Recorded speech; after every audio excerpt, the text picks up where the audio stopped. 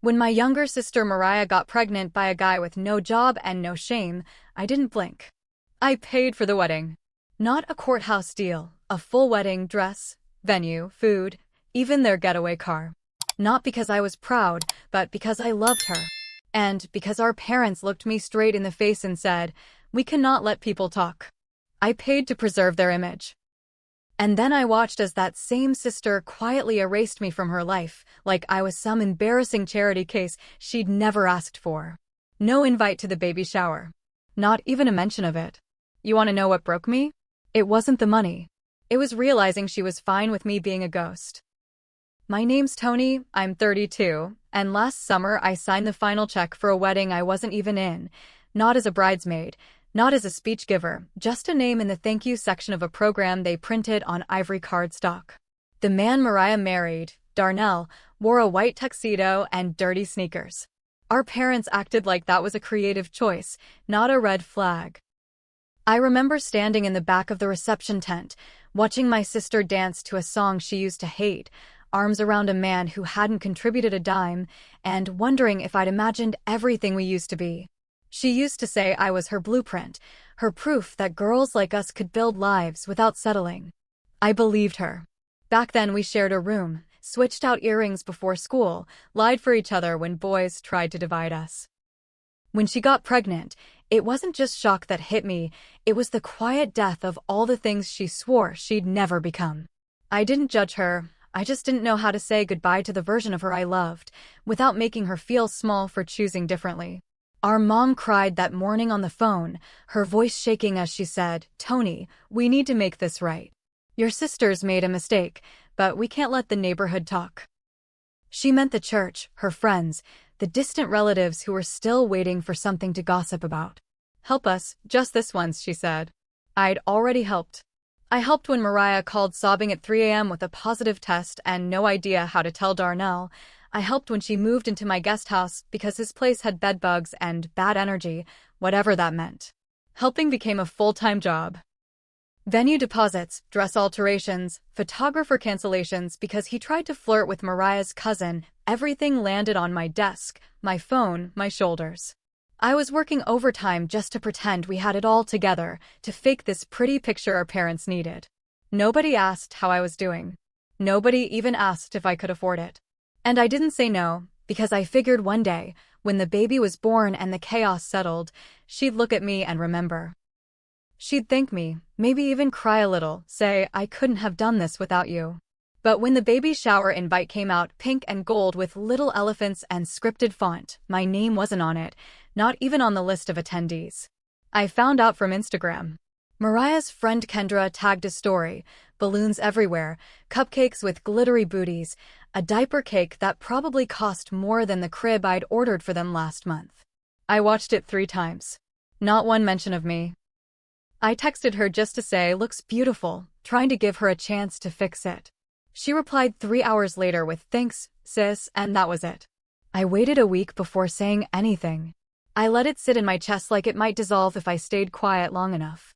Then one night at our parents' house, over lukewarm lasagna and awkward silence, I finally said, I wasn't invited to the baby shower. My mom didn't even blink. "You weren't compelled to do all that for her, Tony." It was goodwill, wasn't it? So, just let it go. My dad sighed like I was dragging them into some exhausting drama again, then added, "You always do this. You do things, then complain." I didn't respond, not right away. I just looked at them, these people who raised me on duty and sacrifice, and wondered when they'd started seeing my love as a problem, not a gift. I swallowed the bite in my throat and nodded, finished the rest of my meal with my jaw clenched so tight I couldn't taste anything. That was the moment it all turned for me. Not when I saw the shower, not when Mariah ignored me, but when our parents treated my absence like peace and my presence like noise. Later that night, I walked through my own kitchen, past the calendar with all their appointments I'd kept track of, past the baby registry link I still hadn't closed on my browser, and I felt this quiet, aching clarity. They didn't want me in the picture unless I was paying for the frame. They didn't want help, they wanted silence with receipts. And if I had to do one last thing out of goodwill, it wouldn't be to teach them a lesson, it'd be to free myself from the exhausting weight of being the only one holding the pieces. So I opened the drawer, pulled out the lease agreement, and flipped to the section that mattered. My name, not theirs, was on the deed. The guest house was mine, the terms were mine, and just like that, a window cracked open in my chest. Not revenge. Not even justice. Just the beginning of something new. Something still unnamed. Mariah didn't call when she got the notice, Darnell did. His voice puffed up like someone who'd just learned the word legal. He said, "You're really doing this? To your own sister?" And I said, "She hasn't said a word to me in 3 weeks." He laughed like that was ridiculous, said I was being emotional, said Mariah was pregnant and stressed and didn't have the energy for drama. Then she shouldn't have hosted a party with 50 people, I said, already tired, and acted like I died. He went quiet for a second, then hung up, just like that. That night I got a long message from my mom, one of those backhanded sympathy texts. "Tony, please don't act like this is personal. She's hormonal. Everything's heightened. She didn't mean to exclude you. She was just overwhelmed." I read it twice, then scrolled up to the last message I'd sent her, asking if she wanted me to help with centerpieces. She'd never replied. But now she wanted to mediate like I was a storm rolling in. I stared at my phone in bed, the blue light catching the corners of a water glass I hadn't moved in days.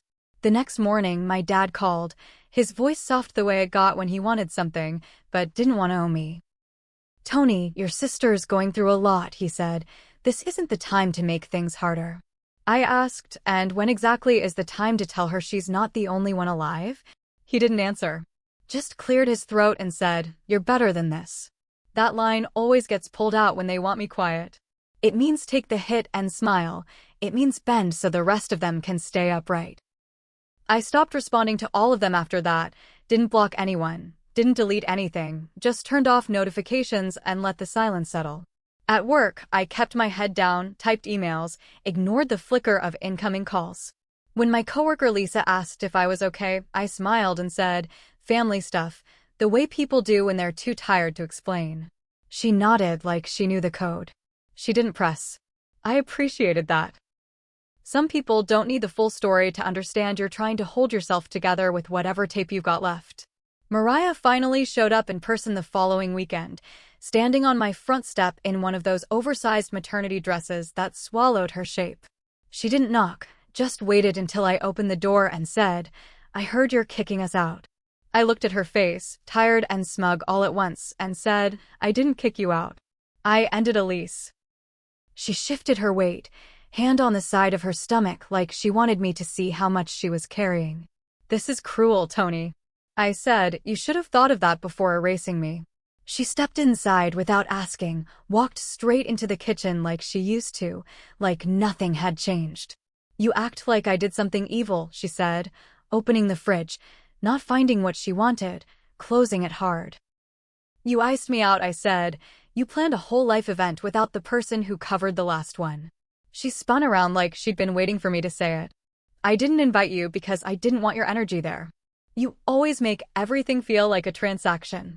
I stood there, blinking, waiting to feel the slap she hadn't given. "You think I do these things because I need credit?" I asked. She crossed her arms. "I think you do them so people owe you. You keep score, Tony." I wanted to laugh. Wanted to ask her how she thought people paid for things if not with effort, with time, with care.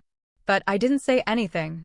I just looked at the couch she used to nap on, the rug she once spilled curry all over, the lamp she knocked over during her 3rd month here. "You've had a roof over your head for almost a year," I said. "Free."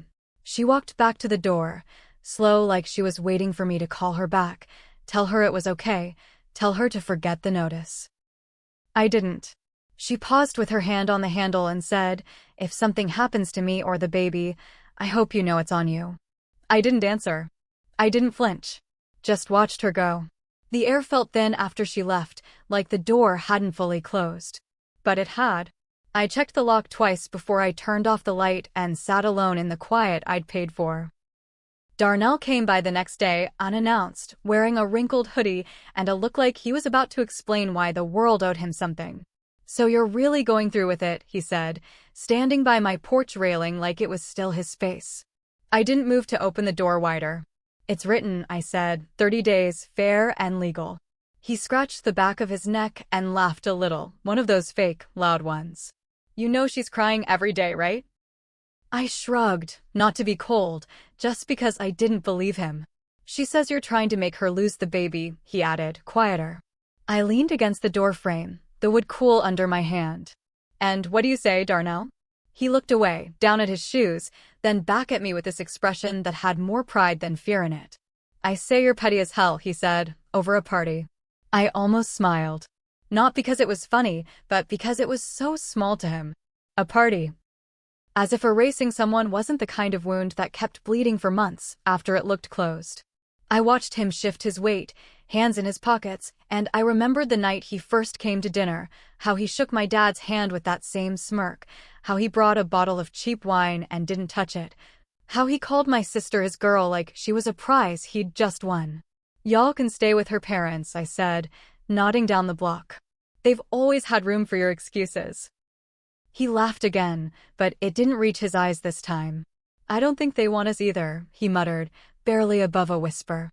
When he left, I sat on the stairs for a long time, just breathing, listening to the sound of their door closing across the yard, wondering if this was what peace actually felt like, or just the quiet before the guilt came. I hadn't told anyone what I found in the guest house last week. The overdue cable bills, the busted door frame in the bathroom, the tiny dent in the fridge where someone had punched it. I'd fixed everything myself. Screwed the frame back, tossed the envelopes, patched the wall. Not because I was ready to forgive, but because it was mine. Later that week, I saw my mom outside the pharmacy, standing in line for her prescription, arms crossed over a cardigan I'd bought her for Christmas. She didn't see me at first, not until I stepped beside her and said, "You look tired." She looked up, startled, then gave me a smile that felt pulled from somewhere deep. "I haven't slept," she said. "Your sister's been at the house every day. She's anxious, Tony. This isn't good for the baby." I nodded, slow. "You didn't sleep much when I had pneumonia either, remember?" She blinked, trying to catch the memory. "That was different," she said, after a moment.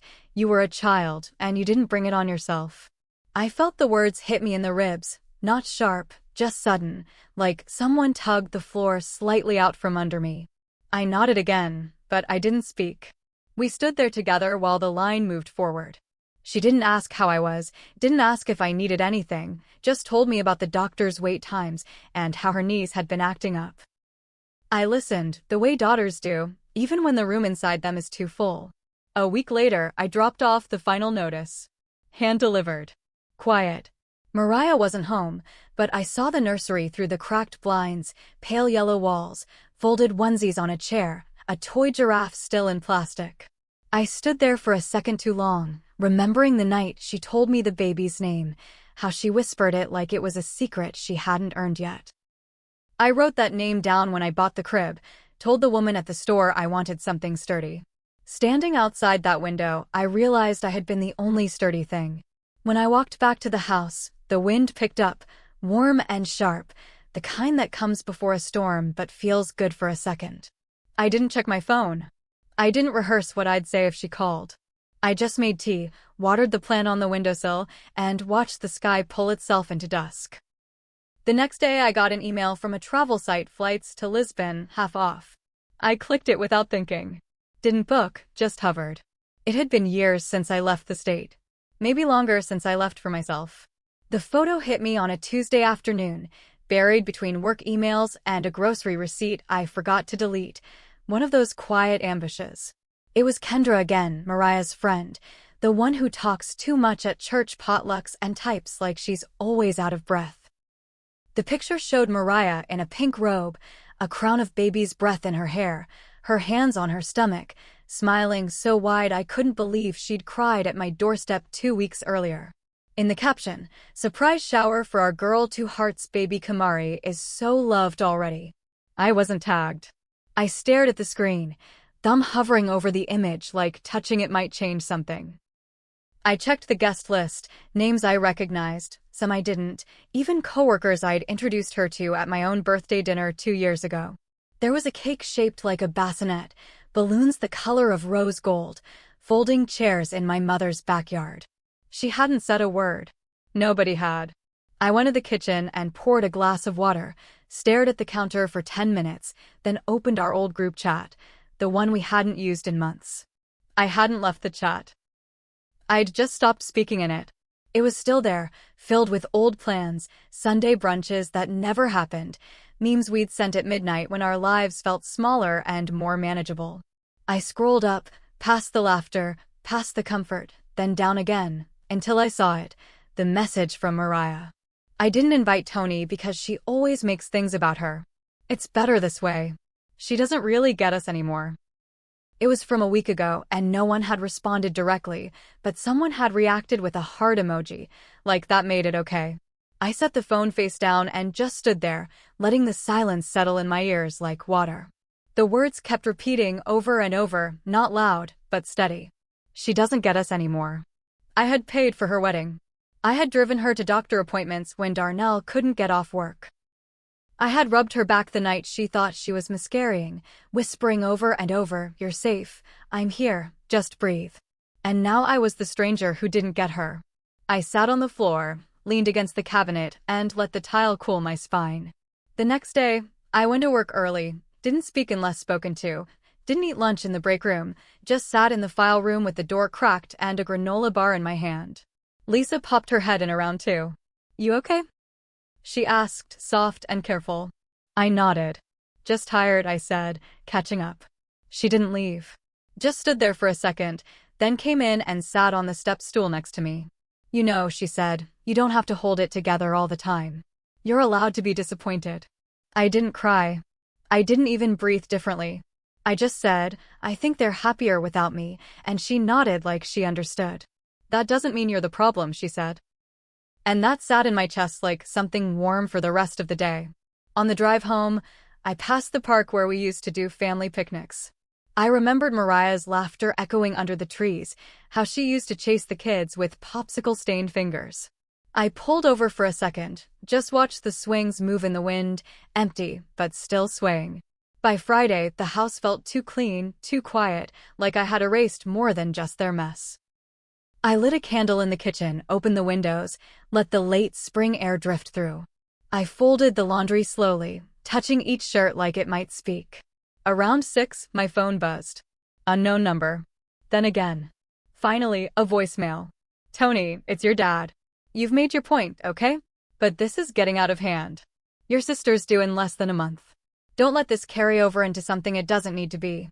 He didn't sound angry, just tired. I replayed the voicemail twice, listening for something soft, something that might sound like regret. But it wasn't there. Just expectation. Just that old assumption that I would fix things, because I always had. I walked to the guest house window, looked at the empty driveway, the blinds pulled halfway, the quiet that didn't feel temporary anymore. For a second, I wondered if they'd even text when they moved out, or if they'd just disappear one morning like bad renters. I didn't know what I hoped for. I just knew I wasn't going to chase anyone this time. They moved out on a Wednesday mid-morning while I was at work. I came home to find the side gate unlatched, 2 trash bags slumped by the bins, a dented microwave left on the porch like they ran out of room or patience. Inside, the guest house smelled like plastic and baby powder, but everything was gone, no crib, no couch, not even a spoon left in the drawer. It didn't look like a place someone lived, just one they passed through. I stood in the doorway for a while, holding the keys they hadn't returned, then closed the door. The next day, I stripped the beds, tossed the sheets in the wash, and opened every window. Dust floated in the sun like it had been waiting. I found a pacifier behind the radiator, a single pink sock in the closet, a list of baby names folded in half under the bathroom sink. Kamari was circled, the others crossed out. I read them all. Some were silly, some bold, one looked like mine. I didn't cry. I just folded the list and kept it in the drawer, not out of sentiment, just because it felt wrong to throw it away. That weekend, I put the listing back up. A nurse responded within 2 hours. Traveling assignment, soft-spoken over the phone, said she needed a quiet place to land between shifts. Her name was Sierra. She arrived with 1 suitcase and a box of books. She brought her own mug, her own blanket, her own olive oil. When she saw the place, she smiled wide and said, "This is perfect." I watched her walk around the space like it already belonged to her, like she could make it warm again. That night, I slept easier than I had in months. My parents didn't ask where Mariah went. They called once, left a message asking if I could drop off a box of kitchenware they left behind, but I didn't reply. I saw on Facebook that the baby was born healthy, small, wearing a yellow beanie I recognized from the registry. The post had hundreds of comments, but none from me. Still, I stared at the photo longer than I meant to. She looked like Mariah. She looked like us. For a second, I felt something twist in my chest, but it passed. Like breath. Like weather. Weeks passed. Sierra brought life into the space without noise, the occasional hum of her kettle, the soft thump of shoes by the door, laughter from her phone when she called her sister. Sometimes, we talked in the yard. She told me about patience, about night shifts, about trying to decide where home might be next. She didn't ask much about me. I liked that. One night, she knocked on my kitchen door and handed me a small bowl of soup. "Extra," she said, and walked back without waiting. It tasted like ginger and something I couldn't name. I started fixing things around the house I'd ignored, the loose stair rail, the peeling paint by the window, the cracked planter by the porch. I made small lists, crossed things off. On Sundays, I lit candles and played music I liked, music that made the house feel like it had a rhythm again. I stopped waiting for texts that wouldn't come, stopped trying to prove I had been good to people who couldn't see it. One night, I booked that flight to Lisbon. Not because I needed to escape, but because I wanted to know who I was elsewhere. One morning, I saw my mom in the grocery store, by the cereal aisle, reaching for the same box we always bought. She looked smaller than I remembered. She saw me, gave a small nod, didn't speak. I nodded back. That was it. Not cold, not cruel, just space between people who no longer needed to explain everything. In the parking lot, I saw a car seat in the back of her trunk. I imagined the baby wrapped in blankets, asleep, unaware of all the things we carry. I stood there for a second, then drove away without looking again. Some endings don't crash. They just fade, like music slipping out the window. I didn't get a thank you. I didn't get a reckoning. I just got my house back, my air back, a version of myself I thought I'd buried under duty. And it was enough. On the morning of my flight, I made coffee, stood barefoot by the sink, and watched the light spread across the floor like it remembered me. Sierra left a note on the counter. "Good luck out there, Tony." I smiled. I packed. I locked the door behind me, and finally I left.